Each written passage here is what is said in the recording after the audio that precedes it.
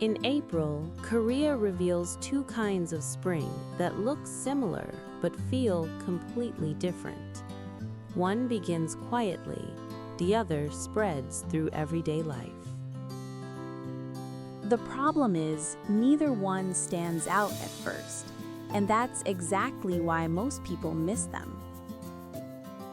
Most people think of bright, eye-catching flowers first, but in Korea, spring actually begins in quieter places. There's a spring you experience alone, in stillness, and another that gently unfolds among people. One stays as a personal moment, the other becomes something shared. Let's start with the Plum Blossom Festival. This is for people who value atmosphere over spectacle. Plum blossoms are among the first to bloom in Korea. They appear right at the edge of winter and spring. So this isn't just another spring flower. It marks the true beginning of the season. It also carries deep cultural meaning. As one of the four gentlemen, it represents the scholar's spirit. Blooming in the cold, it stands for resilience and integrity, a quiet strength that doesn't need to prove itself. That's why the emotion feels different. It's not about brightness, it's about stillness. This isn't a flower you just look at, you feel it. It stays more in mood than in photos. But when you arrive, it may feel unexpected. It's not as visually striking as you imagine. There's no endless field of color. Instead, a single tree becomes the focus. Most first-time visitors think the same thing. It's simpler than I expected. But the longer you stay, the more it changes. The details slowly begin to stand out. Blossoms tucked between branches draw your attention, and somehow you keep looking longer. The strength of this festival is clear. It's quiet, calm, and unhurried. There are fewer people here. Even walking alone feels completely natural. It pairs beautifully with traditional spaces. With hanok or gardens, the mood feels complete. But there's also a trade-off. It doesn't hit you right away. There's rarely a wow moment. Instead, it slowly settles in. So what stays isn't the image, it's the feeling. That quiet atmosphere lingers with you. And it changes how you travel. You start looking for slower, more thoughtful places. In the end, this choice is simple. A spring that begins quietly.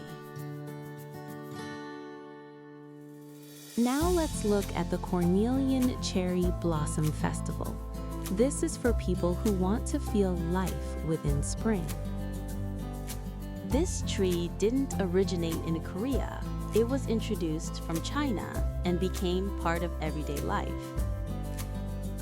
And its purpose wasn't the flower. It was grown for its fruit, used in traditional medicine. So this isn't a tree planted for beauty. It was planted for survival.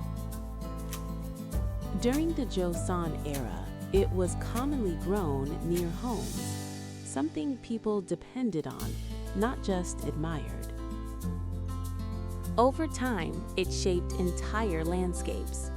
Places like Gurye became known for it.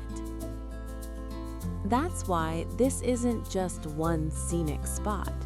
The entire village becomes the experience. Eventually, something shifted.